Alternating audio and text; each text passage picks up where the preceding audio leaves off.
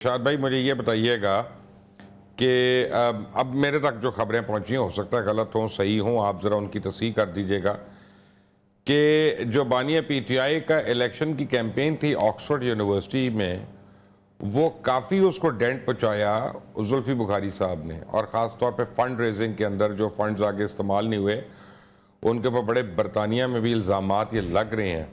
आपके पास कोई इस किस्म की इंफॉर्मेशन है? नहीं, इस बारे में मेरे पास कोई इन्फॉर्मेशन नहीं है।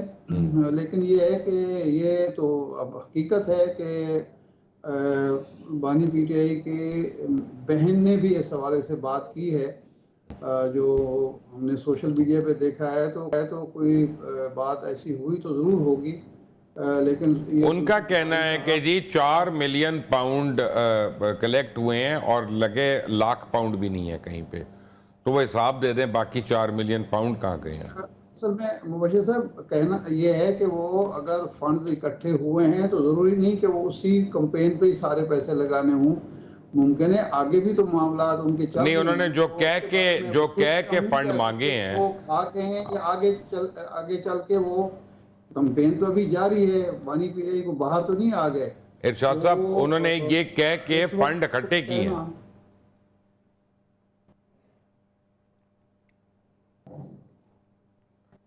अतर काजमी साहब, आपको मेरी आवाज आ रही है?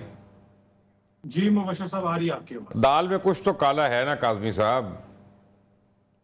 देख, मसला ये है मुबशर साहब, पाकिस्तान में तो इस वक्त पूरी दाल ही काली नहीं बल्कि जलने के करीब पहुंच चुकी है। तो जो लोग दाल पका रहे हैं उनको थोड़ा सा सोचने की जरूरत है। बाहर से देखें, इशू जुल्फी बुखारी या कोई और शख्सियत इशू नहीं है। आपने जिस तरह पहले भी हम ट्रंप की भी बात कर रहे थे, तो जो मसाइल हैं वो हमारे होम ग्राउंड मसाइल हैं, वो हमने यहाँ पे हल करने हैं। हम ये भी कहते हैं कि बाहर बैठे हुए चंद लोग पाकिस्तानियों को गुमराह कर रहे हैं, पर बड़ा क्वेश्चन ये नहीं है मुबशर साहब कि हम सब मिल के यहाँ पे होते हुए भी उनको गुमराह होने से क्यों नहीं रोक सक रहे, हम क्यों नहीं उनको समझा सक रहे।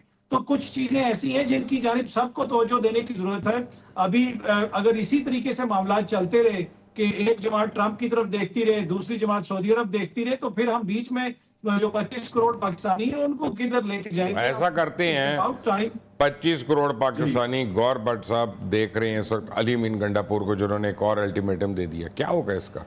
अच्छा सर, मैं पहले तो ये ट्रंप वाले मामले के ऊपर थोड़ी सी बात करना चाहता हूँ। मुझे ये बताएं कि अगर ट्रंप ना जीता फिर क्या होगा? नहीं जीत रहा मैं देखिए ना, जो उम्मीद लगा के बैठे हैं ट्रंप से, उनसे ये सवाल किया जाना चाहिए कि अगर वो ना जीता फिर आपके पास क्या स्ट्रेटेजी? फिर अगली बात सुन लें, साडा इलम उल्टा पै गया। अच्छा, फिर अगली बात ये है कि यार कोई शर्म नहीं आती, कोई हया नहीं आती, गुलामी ना मंजूर किए नारे लगाए।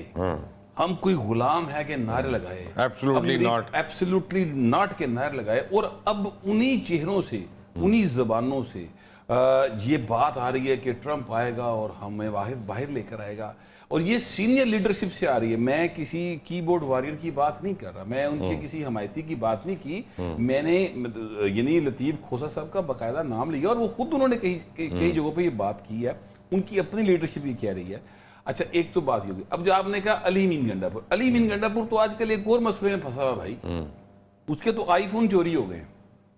अच्छा, ये लीडरशिप जो है तहरीके इंसाफ की, इसकी मुझे समझ नहीं आती। इन्हों की जान तोते दी होंगी, इन्हों का आईफोन जो ना वही बहुत अहम होता है। आपको याद होगा इमरान खान के पहले ब्लैकबेरी, वो आयशा गुलेलई वाला मामला भी आपको याद होगा। फिर उसके बाद इनके आईफोन चोरी हो गए थे, आप याद कीजिए, जिसको रेहाम खान के साथ एक मामला इनका चल रहा था, तो वो बड़ा रोला बना। अब इनके भी आईफोन 2 चोरी हो गए, और इतलात ये है कि ये केपी हाउस से हुए और ये बड़े परेशान हैं। इन्होंने बात की है बाकायदा अपने, वो कह रहे पर्स भी गुम है और असला भी निकला है। तो जो शख्स वज़ीर-ए-आला बन के अपनी डब विच पिस्तौल ला के फिरता हुए, सर वो मुझे बताएं उसकी क्या ज़हनियत होगी?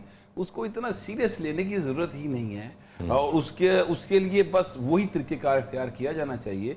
मेरा ख्याल है कि जो रियासतें करती हैं, सर रियासतें चलाने के लिए ना, मैं मुबशर साहब ये बड़ी एक तल्ख बात लगेगी, लेकिन हकीकत यह है कि रियासतों को चलाने के लिए सख्ती करनी पड़ती है। सर डॉक्टर मुबशर हसन साहब ने मुझे एक बार कहा था कि रियासत चलाने के लिए, और ख़ास तौर पर पाकिस्तानी रियासत चलाने के लिए इंसानों को मारना पड़ता है।